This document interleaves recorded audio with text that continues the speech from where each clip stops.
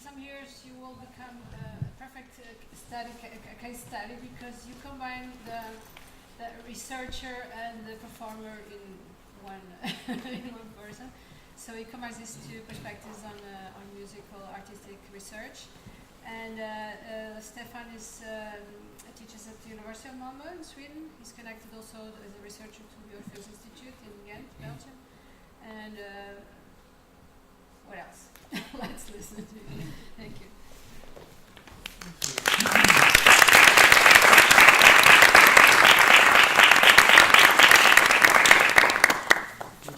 Yeah, it's great to be back here. I've been twice to the Performer conference, so it's a beautiful little town.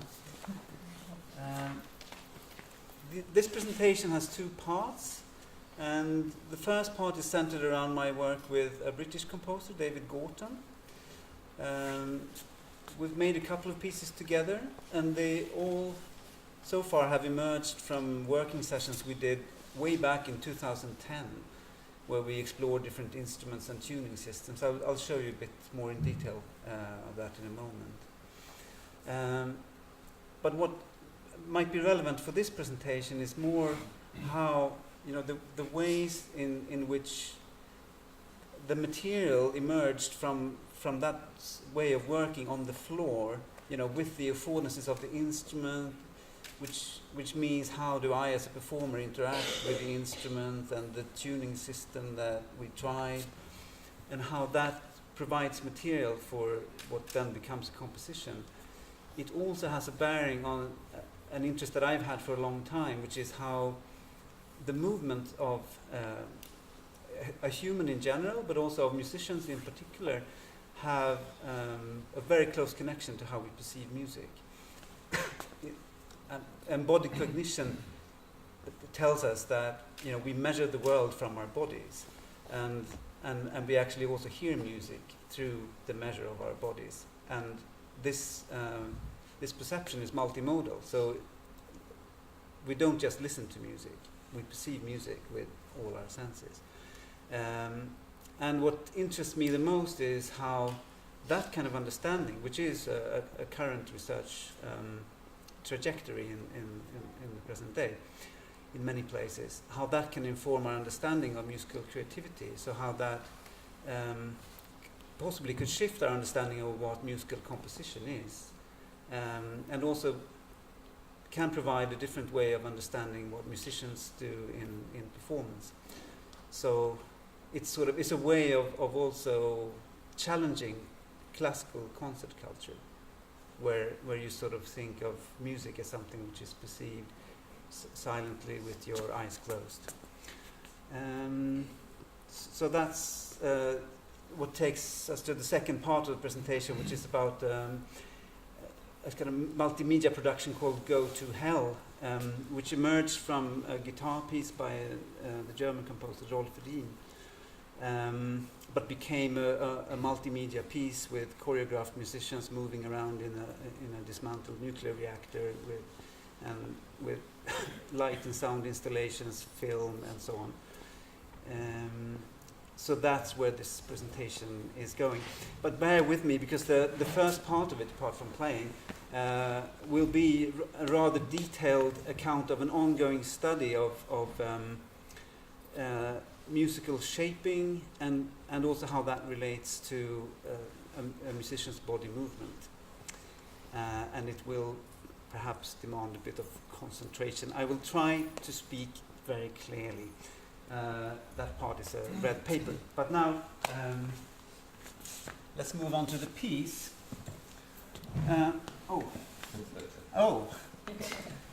There's a technical little issue here, which we will soon resolve.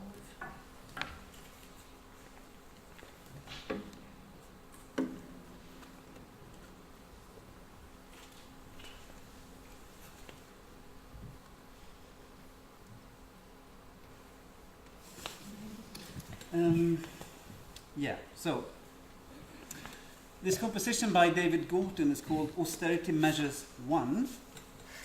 It's written for the 10-string guitar with a customized tuning system.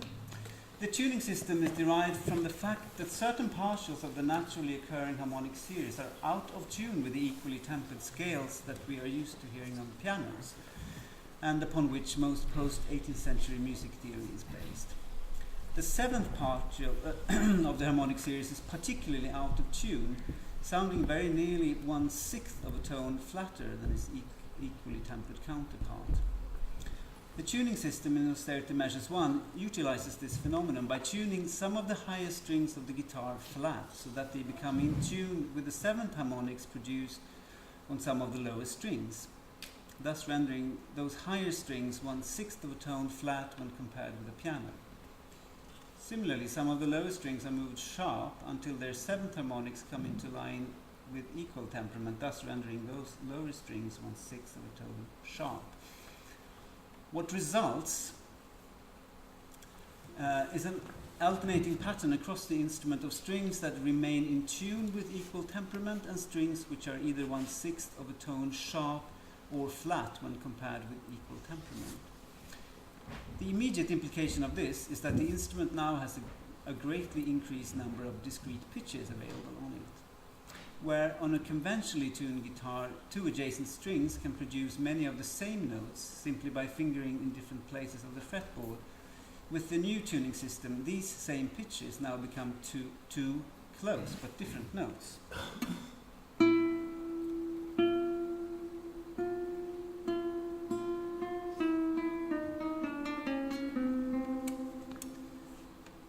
The particular affordances of this tuning system was explored in the initial sessions, moving through stages of testing, modification and performance. In the last stage, more extended improvisations eventually contributed distinct materials which were further developed in the making of the score.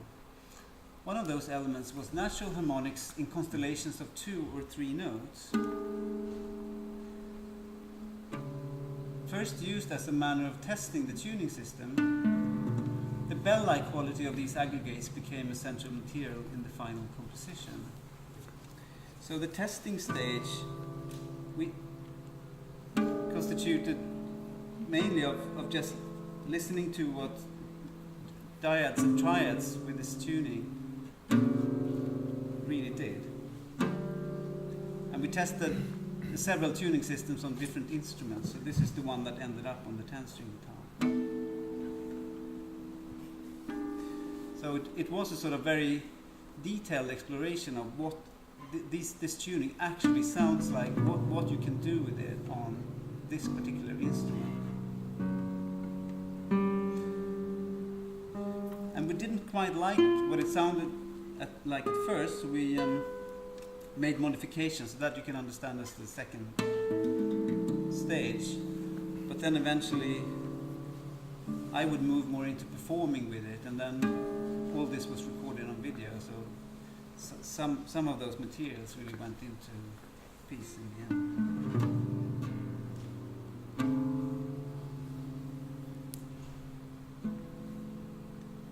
Well, I'll give you a little idea of what that can have sounded like in 2010.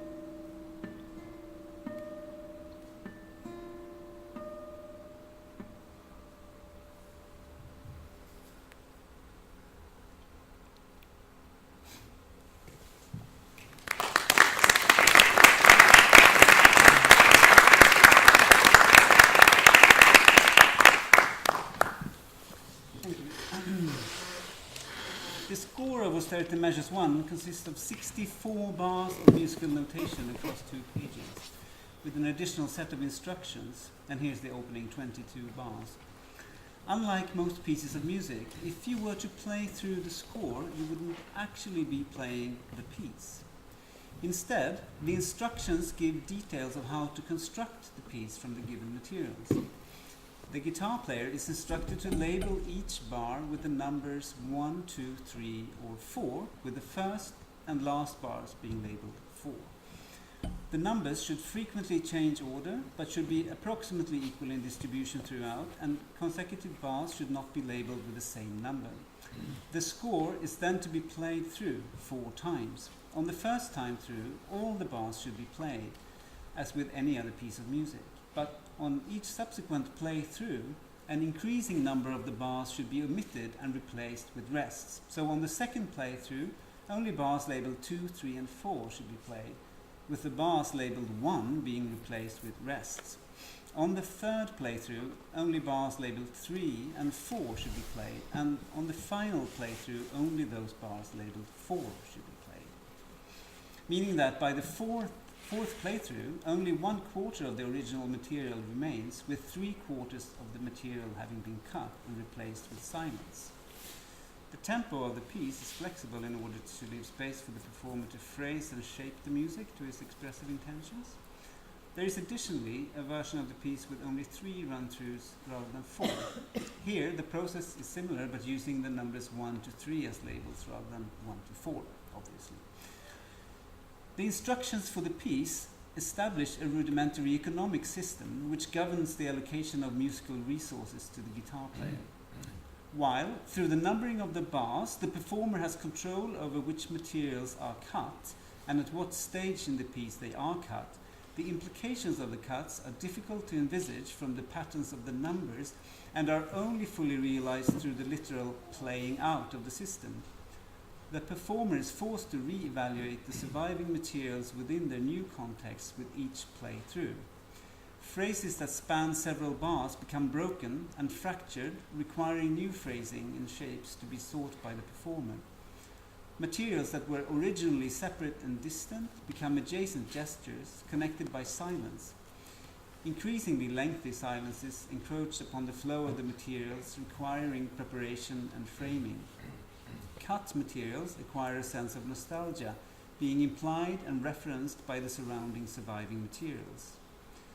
The score therefore lacks the kind of objective status that is often associated with musical notation, and the piece Austerity Measures 1 only comes into existence through its construction and ultimately deconstruction in performance, an action that is mediated through the encounter of the human performer with the inhuman economic system of the piece.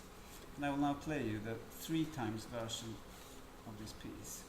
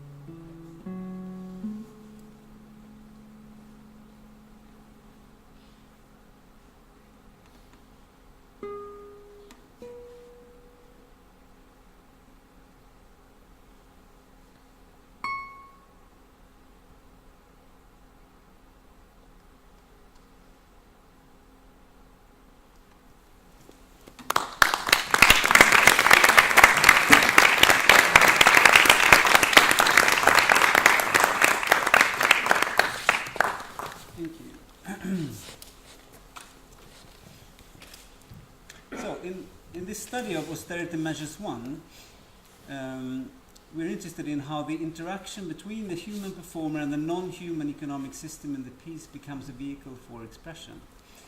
Or, in other words, how the subjective identity of the performer is expressed through their engagement with the non-human framework imposed by the school. We were also specifically interested in the role of the body and of performance gesture in the shaping of the music. In order to investigate this, we devised a series of layers of analysis along with 2 researchers from the Institute of Psychoacoustics and Electronic Music at Ghent University, that's also known as IPEM, Dirk Möllens and Esther Kudowitz. Concert and rehearsal performances of both the 4 times and 3 times versions of the piece were recorded at the Orpheus Institute in Ghent during the Orpheus Research Festival. The setup of the recordings had to be flexible in order to move it to different locations and without interfering too much with the natural setting of the concert, and this had important consequences for the technology used. For both the rehearsal and concert performance of the 2 versions of the piece, audio, video and movement recordings were made. 2 types of movement data were extracted from the performance. First, 4 sensors attached under the surface on which the guitar player was seated measured the executed pressure and displacement of his weight. Second, active infrared markers were attached to the head, shoulders and right wrist and registered with 2 remote devices taken from a Nintendo Wii games console placed in front of the performer.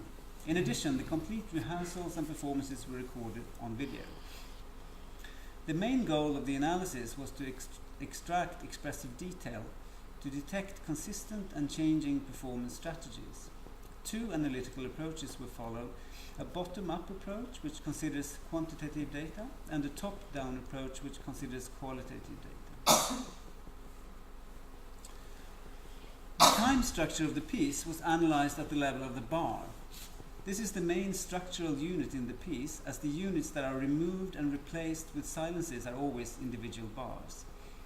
The time code for the start of each performed bar was manually annotated with reference to the sound wave, giving a precise view on how the global time structure evolves through the successive run-throughs of the piece.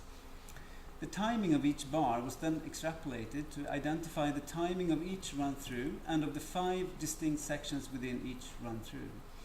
These sections are identified as the opening 15 bars, the bell-like passages from bar 16 to bar 30, the ascending figurations from bar 31 to bar 49, the rapid broken chords from bar 50 to bar 58, and the final ascending line from bar 59 to the end.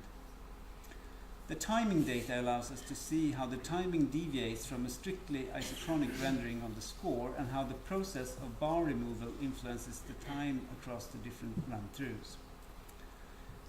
From the infrared markers, relative x and y coordinates of shoulder and the right wrist were extracted. From this signal, kinematic variables of velocity and acceleration were calculated. From the 4 pressure sensors underneath the performer, polar coordinates of vector length and angle were calculated, and from these, the movement of the point of gravity was derived, resulting in a measure for quantity of motion. Based on the annotations of sections and bars, the mean quantity of motion was calculated within these different fragments. The velocity derived from the positional data of the Nintendo Wii remotes gives an indication of the kinetic energy of the measured body parts. In order to detect specific performance cues, mean velocity and acceleration over the annotated sections and bars were calculated in a similar way as the quantity of motion. To analyze the video recordings, a method consisting of several steps was applied, building on a basic procedure of stimulated recall. The goal was to detect expressive movements in the performance that were not immediately related to technical or sound-producing gestures. All 4 participants watched the videos of the performances, initially together and then separately. Expressive gestures were identified and named with a code, with the start and duration of the gestures annotated using the software HyperResearch.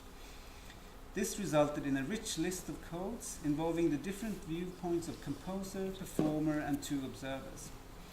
Through a process of negotiation, these codes were conflated and, where relevant, renamed when a consensus on their expressive meaning was reached, or deleted where no consensus was reached. In the end, a list of 18 agreed codes was fixed. Then, the performer, which was I, and one of the musicologists individually annotated the 4 recordings in HyperResearch using the new code list. Each time an expressive event occurred that matched a code in the list, this code was added to the video. This resulted in 2 parallel annotations which were discussed in a final common session. Here, all coded events for which in the end no consensus was reached were deleted from the annotations. The final result of the video analysis was one annotated file per recording containing a list of 18 different codes which were applied to all expressive events in the video where the 4 participants found agreement. The percentage of time and number of appearances of these subjective descriptors in the different run-throughs were compared using a chi-square test.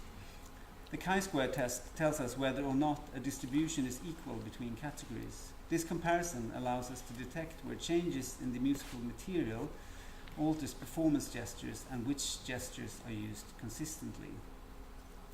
It was rather tedious work to make the final coding because, as you can imagine, if nodding is one code, you will find nodding one of these behaviors that sort of they're embodied from your chamber music playing, but you keep it when you're playing as a soloist. You still tend to do it when there's a marked chord or something. You still seem to be communicating with non-existent co-performers. So, of course, in a performance of the piece, you will find this code of nodding something like, I don't know, 80, 100 times, and then you have to annotate it, every time in the software. In a similar process, the perceived phrasing across the performances was also reached through a process of negotiation. By listening together to the recordings of the rehearsals and performances, the participants discussed and agreed our combined understanding of the shaping and phrasing of materials. While material within an individual bar was always considered an independent unit, the negotiation identified the perceived joining together of bars into phrases and the perceived combination of these phrases into superphrases. A new score was then compiled, initially just of the 4 times performance, shown in part on this slide, and annotates the agreed phrasing structure using dashed slurs for the phrases and dotted slurs for the superphrases. Our long-term goal is to create a multimodal analysis in which the bottom-up and top-down approaches are synthesized across all 4 recordings. But for the purposes of this presentation, I'll be focusing on the 4 times performance and drawing on the timing, gesture and phrasing data. We will take a closer look at the phrasing of the 3rd section of the piece, the ascending figurations from bars 31 to 46, and connect the perceived phrasing with the timing data and the qualitative coding of gesture in the video. This diagram, I hope you can see it all the way to the back, shows the timing data and agreed phrasing structure for bars 30 to 49 in the piece. Each cell represents the duration from the start of a bar to the beginning of the next, with the numbers indicating which bar each cell represents. The 4 horizontal layers represent the 4 run-throughs, and the vertical and diagonal black lines between them show the relative repositioning of the surviving bars. Thus, it is possible to trace vertically how bar 33, for example, survives for all 4 run-throughs and is played latest in the 3rd run-through relative to the opening chord. Or how bar 34 survives until the 3rd run-through, but is omitted in the final repetition. The curved lines on top of the cells represent the agreed phrasing structure. Thus, in the first run-through, we found bars 31 to 46 to be shaped into 7 units that can be perceived also as 2 superphrases. The first superphrase has the following subdivisions, prompted by the shape of the composed material, so 2, 2, 2, 3, while the second has 2, 2, 3. This video shows this in the annotated score with the audio from the performance.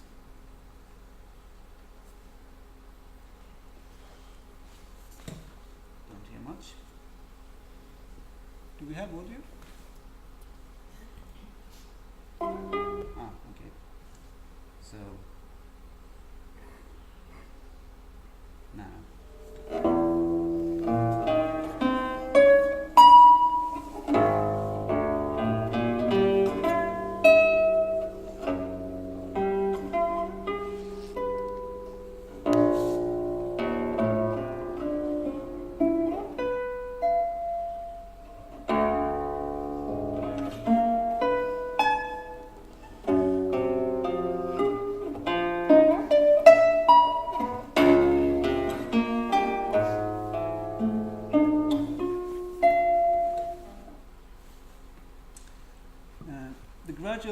process of cuts is reflected in the shaping of the materials in the following run-throughs. In the second round, the music between bars 31 and 46 is again divided into 7 smaller units, shaped somewhat differently due to bars 37 and 43 being cut out. In principle, the lower level structure looks similar, but the perceived higher structure is divided into different superphrases.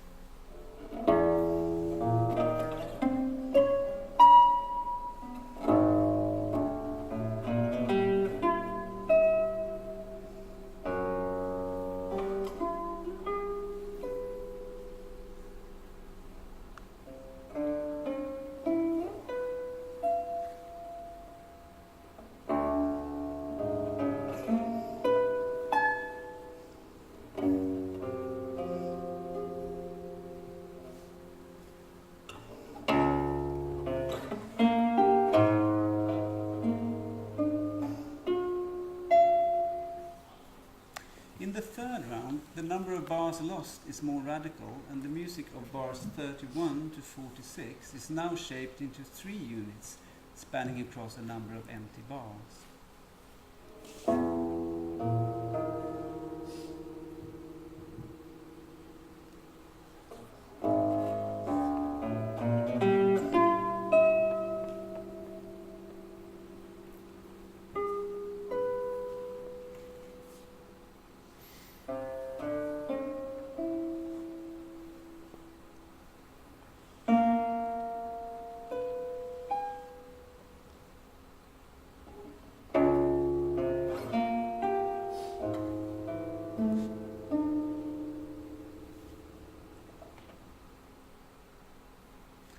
In the fourth round, the music has in a sense gone full circle and again consists of only 2 long phrases, one that stretches from bar 30, which is before the section we're discussing here, up until bar 40, and one starting in bar 45 and stretching again outside of the section, now ending in bar 48, and with a super phrase stretching far into the next section of broken chords, ending at bar 56.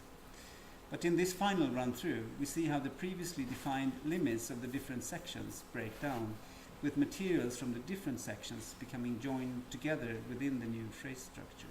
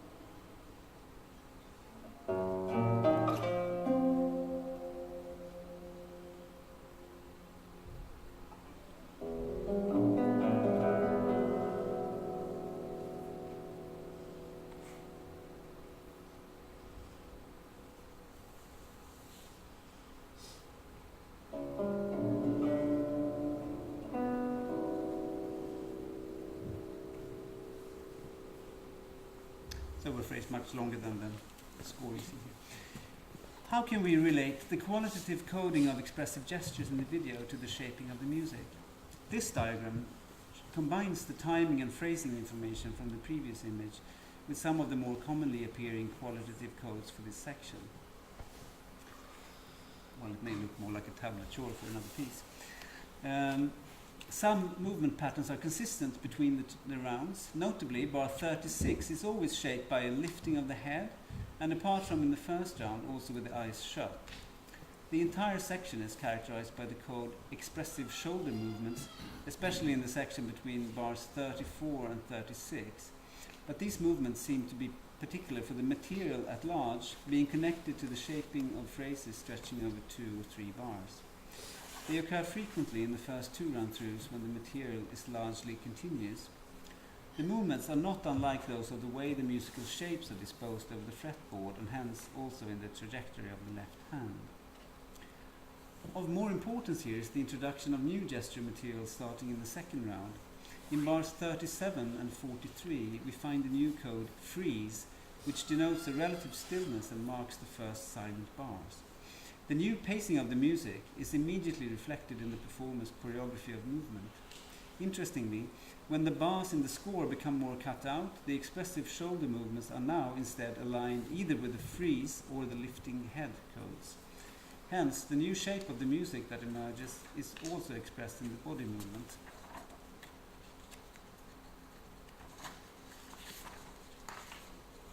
Both the shaping of the music in long lines and the later fragments between long silences are clearly projected and connected through body movement.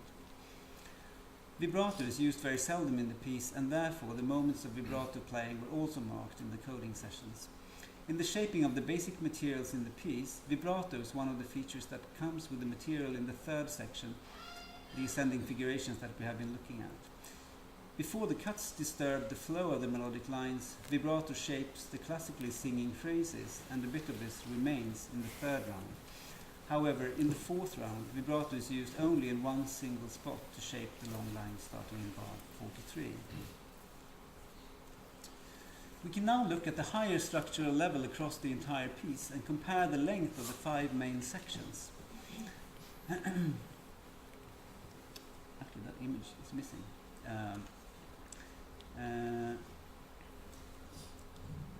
But what you see there in the image you don't see is that actually the length of the sections is quite consistent through the various run-throughs. What you see here is an illustration of the flexibility of shaping within the individual bars through the management of the deletion process. Like the earlier diagram you did not see, each cell represents the duration from the start of a bar to the beginning of the next, but this time for the entire piece. The black cells indicate the first bar of each section where present. The 4 horizontal layers represent the 4 run-throughs. The black lines between them show the relative repositioning of the surviving bars, and thus how the time scale is contracted or expanded. This figure also shows that the evolution of the timing is not strictly linear. While the empty bars are often compressed, seen through the length of a surviving bar plus its following silence being shorter than the equivalent 2 bars in the previous run-through, others are also stretched. Similarly, some surviving bars become shorter than their appearance in preceding run-throughs, and others longer, creating shifting large-scale patterns across the 4 run-throughs.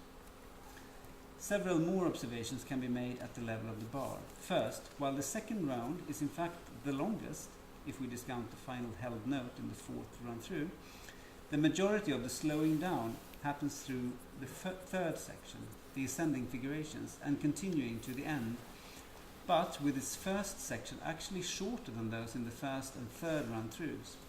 In contrast, in the third playthrough, it is the strategy of compression that is activated most of all in the last third of the material.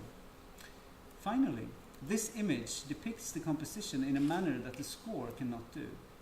Here we can follow the elimination of materials and also at least a large-scale representation of the performance strategies in shaping that which remains. Where the score provides raw materials and the framework for the inhuman economic system that governs the composition's construction, this diagram provides a record of a human engagement with that system, the real-time unfolding of the consequences and the composition's ultimate deconstruction. This presentation builds on preliminary data from a larger study. We intend to draw together the quantitative and qualitative layers of analysis from all 4 recordings that currently constitute the material for the study into a more comprehensive analysis of how bodily gesture is a constitutive element in shaping expression in musical performance. The software ELAN is helping us to visualize the relationships between the movement, timing, video coding and phrasing data, and we are beginning to apply various statistical and data smoothing approaches in establishing a multimodal framework for the analysis. My discussion for this presentation is therefore still limited to a smaller amount of data, but still a number of conclusions can be drawn. We have already made the observation that structural information appears in the coded gesture. What is the possible meaning of this? Is the quality of movement inferred from the structure in the score, or is musical structure added to the composition from the body movement, or is it sometimes the one and sometimes the other? Surely there is no simple mapping between body movement and the sounding of music in performance. Still, one can identify two basic relations in the above examples, where the body movement often can be understood as a response to the expressive qualities in the music. At other times, such as the later run-throughs with long silences, a performer's body movement can instead depict intended phrasing, just as can generally be observed in the performance of extremely slow music. The body can indicate a phrase longer than the actual sounding of the notes on the instrument.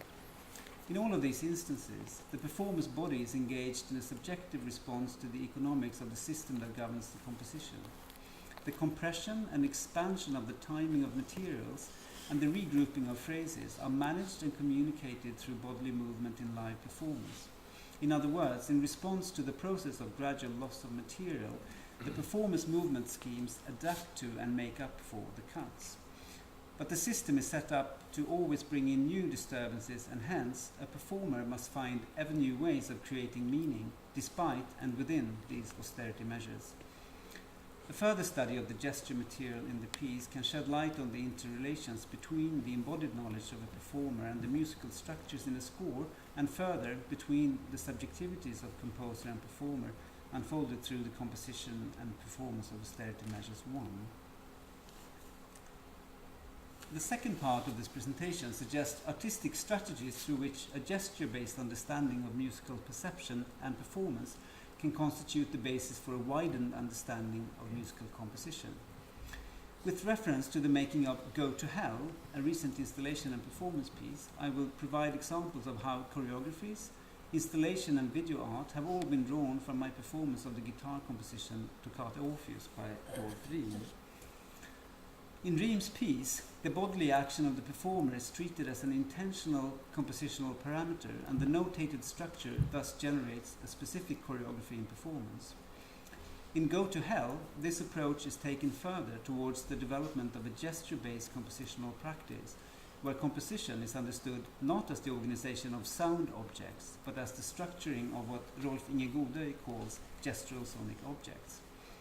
In this process, also application of motion capture data and of video analysis was part of the artistic method.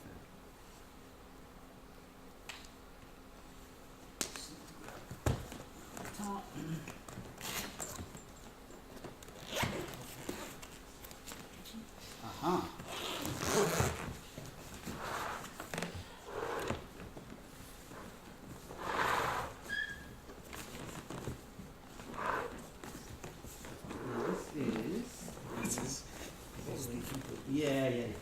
This is a borrowed instrument, and here comes the...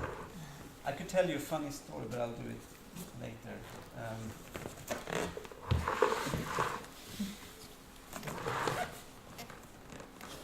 Oh, great, thank you. Here's a funny story of me traveling with a cello through security, but you can ask me in the coffee break later. So, the score in front of you may demand a further presentation. In fact, the score has a preface of 24 A4 pages of performance instructions. The fundamental playing technique is tapping, which affords the sonically unique feature of two simultaneous pitches produced with the strike of a single finger on the fretboard. So you will hear the right hand pitch, but also the left hand pitch of any note that you strike. And if you dampen the right hand side, you will hear the left hand pitch more clearly. This in turn generates complex interwoven actions where the hands constantly shift position while alternating plucking position between the left and right hand sides of the finger pitch. Hence, from the highly detailed action notation, using two staffs for the actions of each hand, a musical structure emerges that can be perceived as a choreography of physical movement and sound. In many instances, the physical gesture is to the composer more central than the sounding result, and there are many examples of actions in the piece that produce no sound whatsoever. Instead, theatrical qualities emerge from the actions, and with the explicit references that the piece makes to the myth of Orpheus, also enhanced by a prose poem by the composer, which is published as part of the preface to the score. It's also the composer's intention that a performance of the piece should constitute an embodiment of the persona of Orpheus, an instruction which situates the piece outside of the conventions of Western concert hall performance. I'll show you a reading of the first page here so you get an idea of how the piece works.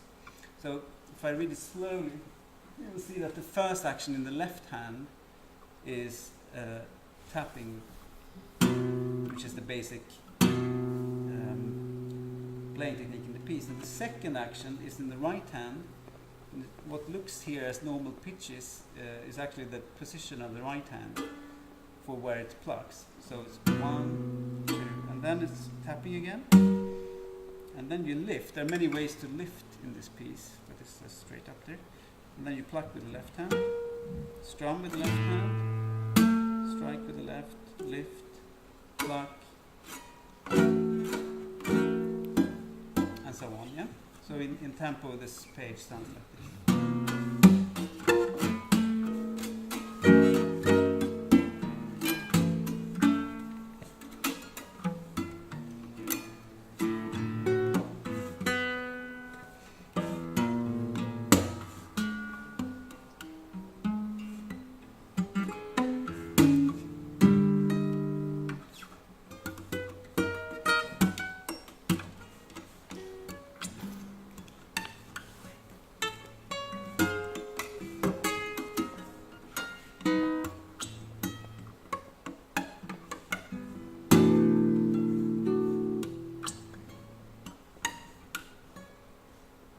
And a little longer. So I started working with the composer in 2004 on this piece, and that process is actually discussed in my thesis. And the further trajectory of this started with the making of an interactive installation in 2008. Because I felt that it really calls for a different kind of staging than a concert. So in 2011 to 2013, I was part of developing a multimedia production titled Go to Hell, in which the gestural content of the piece has been the source for new video works, a light and sound installation, and new choreographies, and music for trio developed by my Swedish-Vietnamese group, The Six Tones, and the Swedish choreographer Marie Fahlin. Since the initial inspiration to the project came from playing the guitar piece, perhaps the core research questions of this project is better understood when performed rather than put into words.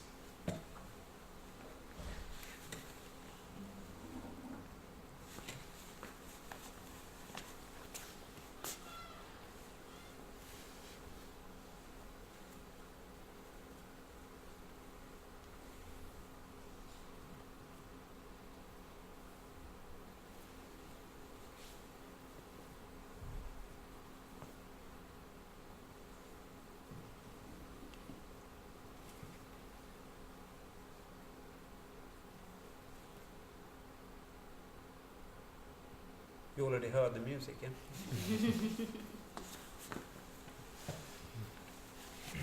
So, when thinking of a setting that could draw the audience into the world of ideas of the piece, a dismantled nuclear reactor in Stockholm came to mind. It was a space that evokes danger and affords descending, since it is situated almost 30 meters below the ground. The audience would walk down the stairs, and when they entered the reactor hall, an installation was running in the offices that, interestingly enough, were located in the reactor hall itself. In sessions with the Swedish choreographer Marie Fahlin, we made attempts to treat the gesture and the composition as choreographic material performed both on the instrument and without it. Another initial strategy was to transcribe Toccata Orpheus for guitar and 2 Vietnamese instruments. I taught the physical gesture to the 2 Vietnamese players, and they would apply them on their respective traditional instruments. At first, the method involved mere copying of the gesture without much notice of the sounding result. When the basic gesture was learnt, more careful attention was taken in adapting the material to the affordances of their instruments. In collaboration with Marie Fahlin, we generated new music for Go to Hell from these materials.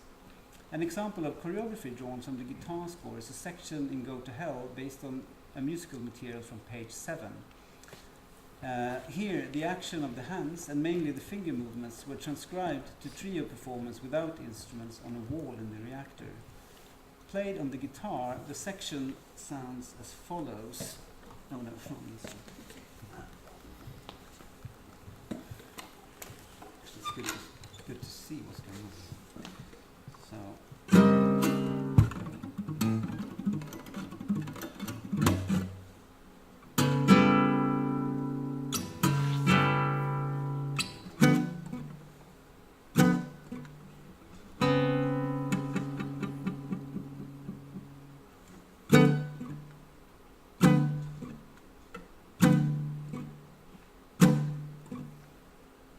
That's the whole bit that you will see a transcription of in the coming clip. It continues like this. This is a rather important material also in the piece.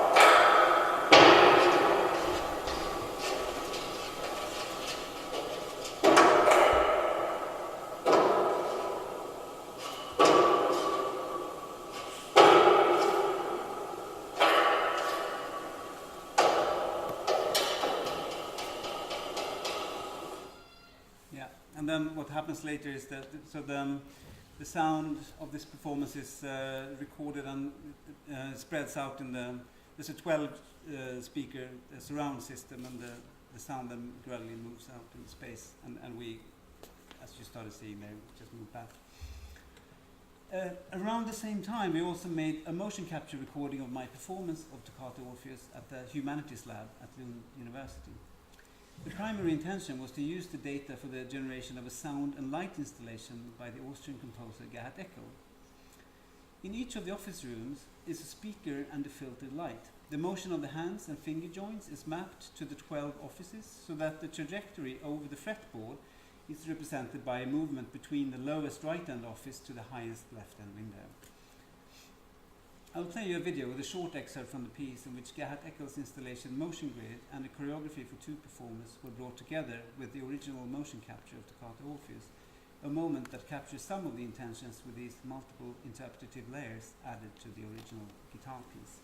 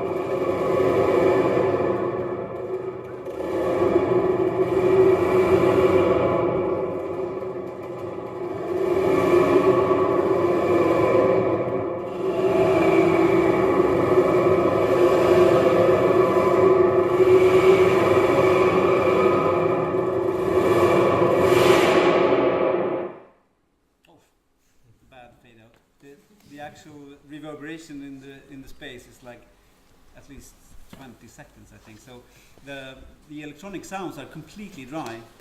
So what the big sound, it's really created by the space itself. So in later years, several platforms for gesture-generated musical composition have been implemented. Two recent examples being the Gestument, designed for the iPad, and the composition environment Choreographer. Our work on Go to Hell has been carried out within the frame of a 3-year research project called Music in Movement, in collaboration with a great number of artists and technicians. In Music in Movement, the interaction between the performer's body schema and the instrument is the focal point. In a series of productions, we have been developing works that take the movement of musicians as the basic compositional material. The artistic output has tended to obtain further social and political meaning through their situatedness in the human body. They have also taken shape as performance art, installations and film rather than as pure concert music. I believe that further study of the relation between the performer's bodily movement and the instrument may contribute to our understanding of musical perception and musical creativity. In Talk's Body, David Sudnow discusses such embodied knowledge in the following manner. Put a person with a piano-knowing hand above major scale pedals on the floor of an organ, and the feet learn their ways and the pedal spaces faster than the feet of a body without a piano-knowing hand. Put the piano-knowing hand over a child-sized toy keyboard, and in a few moments the piano-knowing hand displays perfect familiarity in moving about. Put a pencil in the knowing hand and watch a scale get played, a melody get picked out. That scale and its distances are thoroughly incorporated for the body, an inner acquisition of spaces somehow arrayed all over as an ever-present potential. And when fingers in particular learn piano spaces in particular, much more is in fact learned about than fingers, this keyboard, these sizes. A music-making body is being fashioned. So what can we learn from these studies of music-making bodies? In both parts, we see complex, multi-directional relationships between bodily movement, instruments and musical materials. In Austerity Measures 1, we see how the performer's body movement is fundamental in shaping the shifting structures of the unfolding work.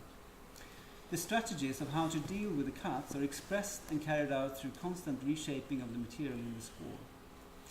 Rolf Riem's Toccata Orpheus is a piece of music drawn specifically from the choreography of hand and finger movements over the instrument. Here, the sounding result may at times be ethereal and the intended output movement rather than sound. The experiments made within the Music in Movement Artistic Research Project to bring the practices of choreography and musical composition together are perhaps only one facet of a more comprehensive trajectory towards a gesture-based paradigm for musical composition in the present day. The emerging understandings of human perception of music as embodied, situated and enacted is also affected by a series of factors at the heart of our conception of musical composition in Western art music. Many of these factors are cultural, like the notion of a musical work as being the outcome of the creative imagination of a single author expressed in a musical score. The mind-body complex in Western thought is also highly influential, as is the biological differentiation between concrete listening and inner listening. This is not intended as a set of dichotomies, but rather as a series of factors and cultural practices at play. A study of the music-making body can reveal many layers of embodied knowing, including some of the practices traditionally carried out with pen and paper, like musical composition. We must bear in mind that the notion of the composer developed with the invention of musical notation and has little meaning in other high cultures of music. The tools of a composer are more analytical than those of a musician who makes music mediated through a musical instrument. But the intention here is not to argue for a composer-less musical culture, but for an exploration of how such approaches to music as a multimodal phenomenon can become the point of departure for a gesture-based paradigm for musical composition, merging composition and choreography in the structuring of gestural sonic objects. Here, the embodied knowing of composer, performer and choreographer is activated through interaction with the affordances of instruments, space and acoustics. Thank you.